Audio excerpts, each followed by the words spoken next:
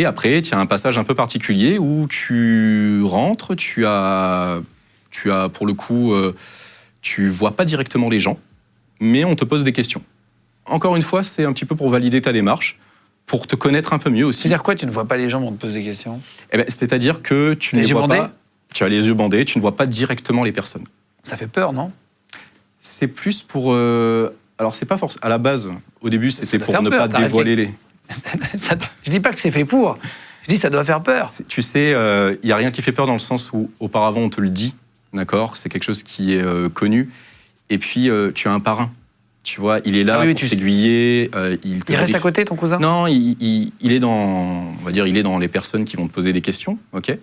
Il va pas te poser des questions, lui, directement. Mais si tu veux, il t'a un peu briefé, d'accord? Donc, tu as finalement cette épreuve-là, mais qui est très bienveillante. L'idée, voilà, c'est pas de, on va dire, de perturber les gens. Les yeux bandés, c'est plus quelque chose qui vont t'aider, en fait, finalement, à être plus dans l'introspection et à fournir des réponses qui viennent du fond de toi, tu vois, qui vont te permettre de mieux répondre en honnêteté.